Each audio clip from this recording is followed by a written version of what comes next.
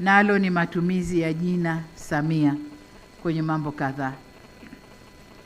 Kwenye sekta ya sheria tayari tuna Mama Samia Legal Aid Campaign. Kwa hiyo tukisema Mama Samia Center of Excellence, Mama Samia si mkakati wa training, inakwenda kuwa monotonous. Nadhani tubakie na lile moja. Hii Center of Excellence ya sheria tuitafutie mwanasheria mahiri, tumpe jina lake. Wenyewe mtaamua. Wenyewe mtaamua kama mtampa AG wenu, kama mtampa nani, lakini mtaamua. Lakini kwa upande wa mpango wa mafunzo tayari Wizara ya Elimu alishawawahi. Wizara ya Elimu kule kuna Mama Samia scholarships. Hasa na huku mkiwa na mpango wa mafunzo wa Mama Samia, vinajirudia rudia, haipendezi. Kwa hiyo kwa haya mawili naomba mnisamehe. Mnisamehe, tuangalie lengine mbele lijalo huko. Kwa sababu kila sekta Mama Samia kitu hiki, Mama Samia kitu hiki. Mara moja nilihudhuria vichekesho pale Dar es Salaam. Na mmoja katika wachekeshaji ambaye alikuwa mmoja katika waandalizi wa lile jambo, Ommy Dimpoz nadhani alikuwa, akasema nimeandaa hili jambo karibu lifikie, nikasikia mabadiliko ya mawaziri. Nikasema sasa mawaziri hao ndio anza nao wakibadilika wakaenda sekta nyingine, nafanyaje na hili jambo? Lakini hapo hapo nikapata solution. Akasema solution yangu ilikuwa niweke tu nitangulize Mama Samia halafu kile kijambo chake. Asa kwa sababu kisha kuweka Mama Samia kwenye jambo lolote, hilo jambo linakwenda halisimami. Kwa hiyo ndugu zangu, kama hili jina maana yake ni kufanya mambo yaende yasisimame, niwahakikishie mambo yote yatakwenda.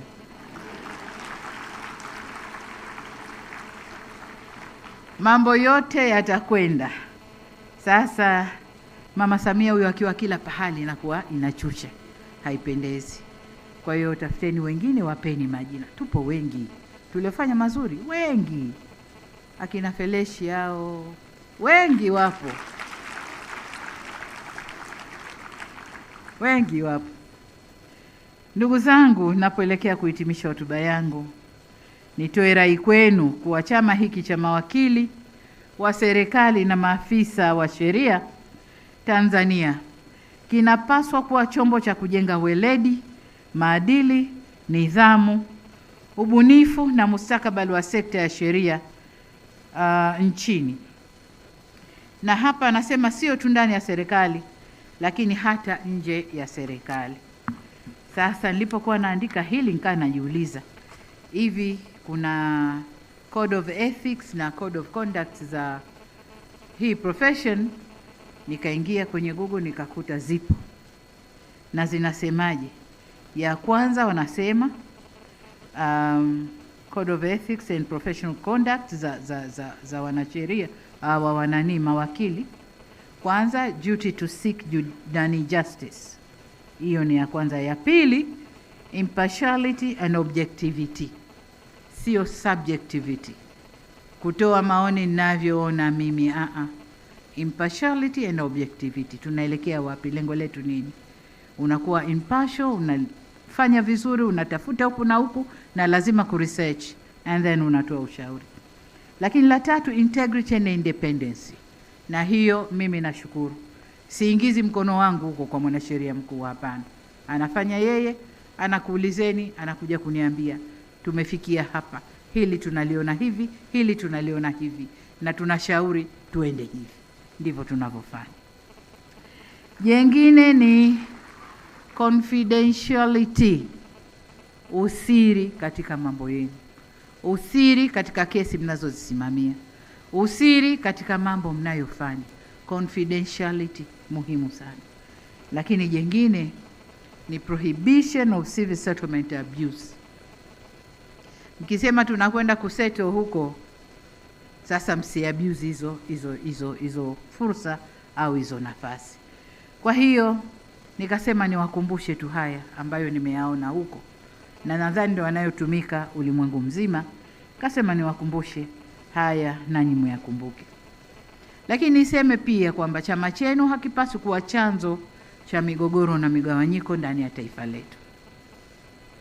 Niungane na mwanasheria mkuu wa serikali aliposema kwamba chama kinapaswa kuendeleza, kulinda na kusimamia misingi ya amani, usalama, umoja na mshikamano wa taifa letu.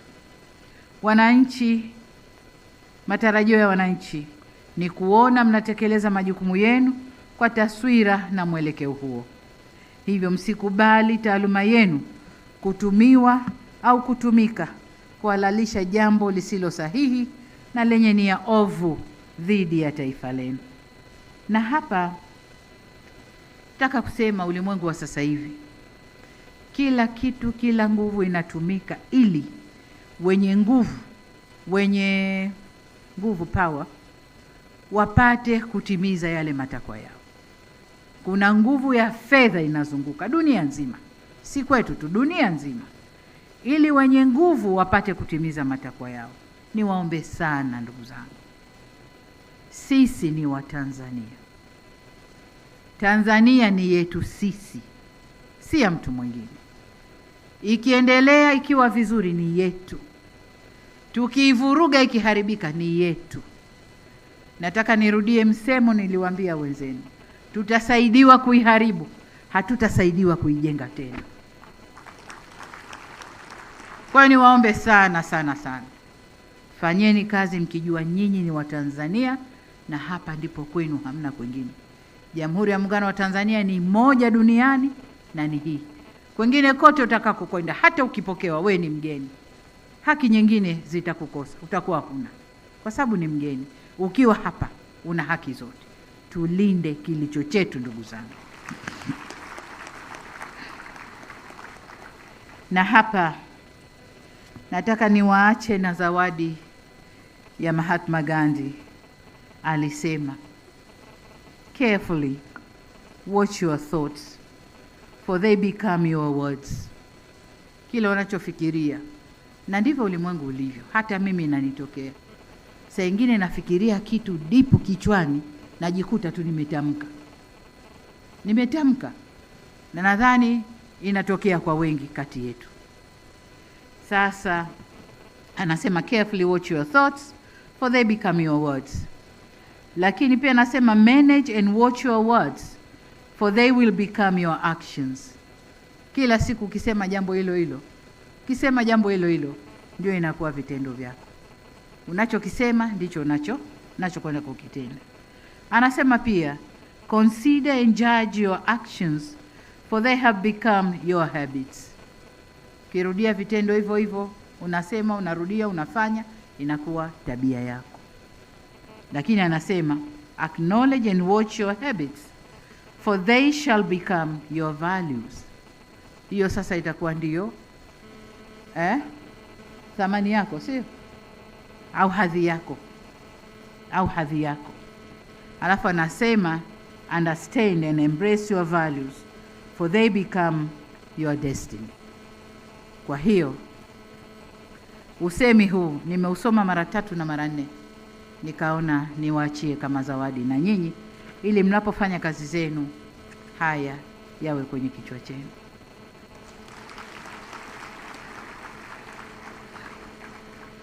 Ndugu zangu mawakili na maafisa wa sheria, nawashukuru sana sana kwa zawadi ya kitabu mlichoandika na mlichonipatia leo, ambacho wanazuoni kwa namna walivyoona wameandika falsafa zangu katika sheria, wakionyesha na shughuli za maendeleo zilizofanyika katika awamu hii ya 6. Nawashukuru sana. Hili si jambo dogo, jambo kubwa sana.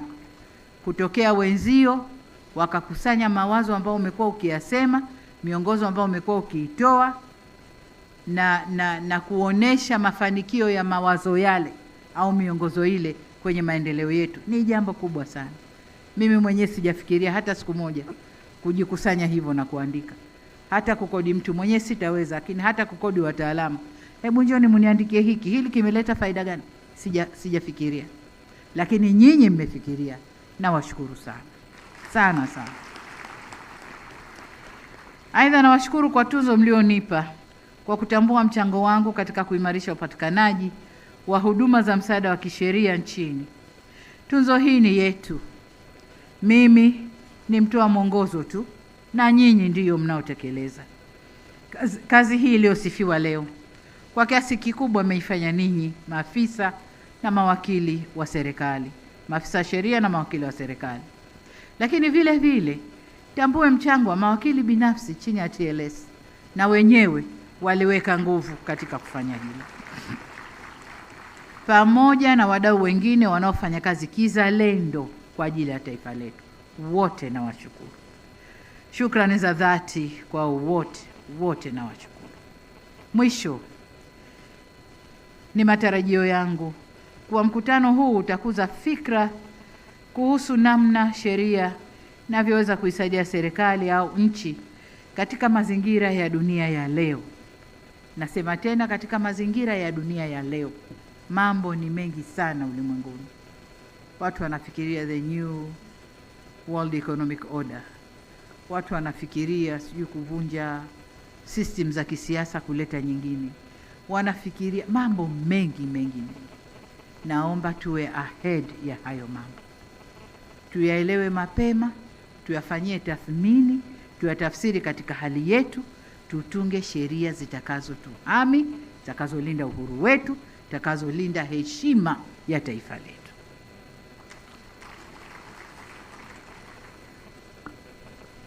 Nawatakia mkutano mkuu mwema, na nimeambiwa kwenye mkutano mkuu huu kuna uchaguzi. Nataka mfanye uchaguzi wa viwango. Nyinyi ni mawakili mnaoshughulikia kesi zetu sisi wanasiasa za uchaguzi. Sasa mkivuruga wa kwenu, sijui nani atawasimamia. Itabidi mje kwa rais apate kutoa maamuzi, kwa sababu nyinyi mnaotusimamia sisi mshavurugana. Kwa fanyeni uchaguzi mzuri, wekeni watu ambao kweli watakwenda na hiki chama, watakijenga hiki chama na watakiendesha vizuri. Chagueni watakaolinda na kuendeleza misingi ya taaluma ya sheria, kulinda maadili na heshima ya chama chenu, na ukikifanya kiwe chombo cha maarifa, weledi na uzalendo.